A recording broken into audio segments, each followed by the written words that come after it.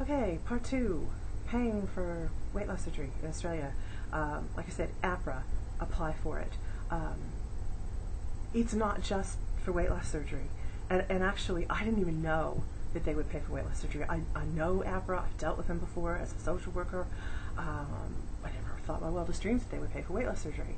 Right now I'm fighting with them, so I'm not sure they will. But it's also for, if you're totally and permanently disabled, you can apply to get all your superannuation out. If your mortgage is in arrears and you're in danger of losing your home, you can actually apply to APRA to access super to get you out of the hole. And the other thing, the thing that I'm most commonly used APRA for as a social worker, besides total permanent disability, was if you're caring for a loved one who's got a terminal illness or you have a terminal illness, you can ask to get your superannuation out.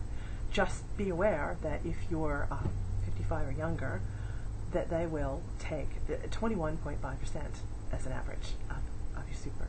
So you need to plan on that, however much money you're going to take out. But go in and have a look at the website. You can download the form. If you've got any questions, email me via YouTube, and I can try and point you in the right direction. Look, when I was first putting the thing together, APRA was very helpful. But what I found out is after I did the application that you got a different story no matter who you get. It's rather like when you call Centrelink. You kind of get a different answer every time you speak to somebody. So this was kind of typical. So I put the application in. Like I said, it took 2.5 weeks to do a huge file, absolutely huge file. And I'd recommend emailing it if you can. At least, you know, it gets there. And they do send, and get a return receipt, and they do send you a thing back, and they also sent me a letter. Hey, we got your thing. And the other thing I can't stress is to give yourself as much time as you possibly can. I was on kind of under the gun. It was a matter of timing about that. I'm really, really unwell with the diabetes, and this is why I'm primarily doing it, is to help control that, and the weight loss will help the diabetes as well.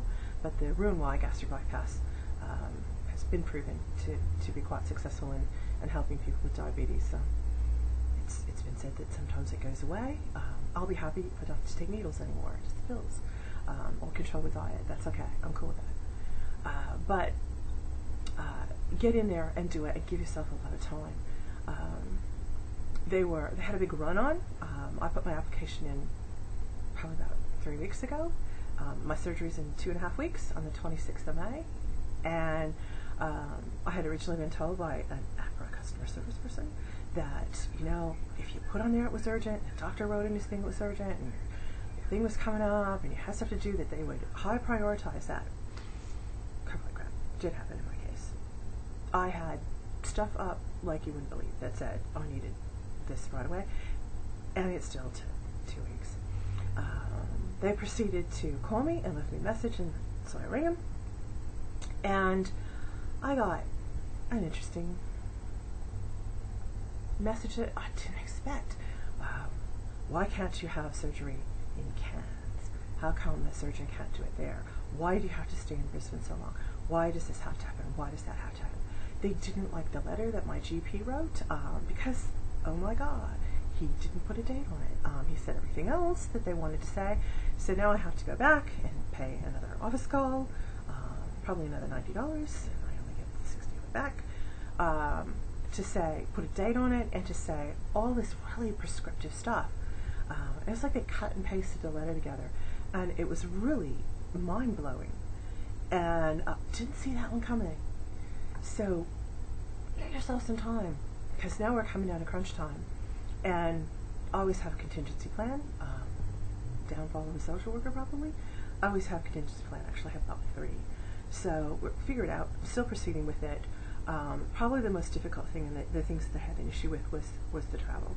And remember, these people are in Canberra, and they really, I had one point they didn't even really know where Cairns was.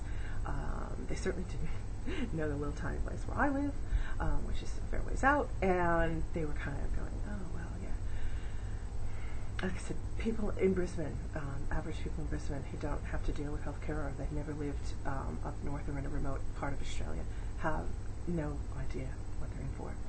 If you do live in Queensland, And I can't speak for anywhere else except Victoria, because I did used to live there and feel familiar with healthcare there, as well as South Australia. But so look, Northern Territory possibly has this. Who knows? Check it out. WA, not sure. They might. But in Queensland, Queensland Health, who is the government body who runs all the hospitals here, all the public hospitals, they do have a scheme for transport. If you haven't accessed it before, contact the travel office at your nearest local hospital, and you'll just need to get your doctor, your GP, usually, will fill in a form and approving you for travel for your surgery and an escort if possible. They might give you some flack about it. You've got ways to get around that. You can write and do things like that. If you've got some real trouble, feel free to email me. I can tell you the nuances of that. Or people really interested, let me know, and I'll do a video about it. But you do have patient travel available. If you do have to stay overnight, you have to cover the first 4 days out of your own pocket. But after that, they give you a whopping $30 a night, which there's quite a few groups around in Queensland who are saying, look, $30 a night per person isn't going to cut it. If there's 2 people, $60 a night is a little bit more doable. But in a capital city, an average room is going to run you about $160 a night. But yeah, $60 is better than nothing. So you get it back. They don't give it to you up front. They reimburse you. If you have to fly, they'll do flights. And yeah, they'll book you back and forth. And they're really, really good. They have to work within a system, and the system is prescriptive. But I tell you what, it's better than nothing, and I really urge people to check into it and use the stuff that you pay taxes for and you have access to, because it does make things a lot easier. But when you're doing your APRA form, if you don't have to worry about travel and accommodation and things like that, it's pretty straightforward. Medically necessary, and if you're overweight or you've got diabetes or any other what they call comorbidities, like high blood pressure, cardiac problems, arthritis, any of those that can come along with it, it's considered an acute, chronic, and life-threatening illness. So access it. It's your money, and the way I look at it is that, well, if I don't have this done, I'm not going to be around to access my superannuation as a retiree, so I might as well use it now. And yeah, it's going to wipe out a fair chunk of it if they give me everything I've asked for, which I don't think they're gonna, but hey, you can't take it with you. So, and I'm going to have, a longer, fuller life after this, and so I'll be able to work, and I'll put it back in there. So there you go. So that's sort of like the easy, down and dirty version of how do I pay for my weight loss surgery. I hope it made sense. Want clarification or something? Just give me a hoy and I'll do that. But go to the website. It is very informative. Give them a ring. You can give them a call. They're really cool. They've got a 1-300 number. Like I said, get their name and write it down. Like, oh, I've done that. Thank God. Cover your ass. It's done mine. Because now we're in the process of going, no, that's not what you told me. No, that's not what you told me then. This person, that person. And so, yeah, I was able to go back and say, I think you need to take a look and see what's happening. But yeah, definitely look into it. Another really good website, and actually where I found it off of, was the website for Obesity Australia Society. Next video I do, I'll make sure I know what that one is. Sorry, but they had a link to it, and that's how I found out. And like I said, I would never have known that.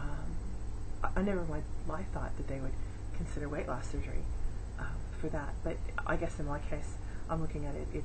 It is life-threatening. It's more the diabetes really, and the diabetes and the metabolic syndrome and a couple of other little weird things I have going on with my pancreas are preventing me from the ability to lose weight and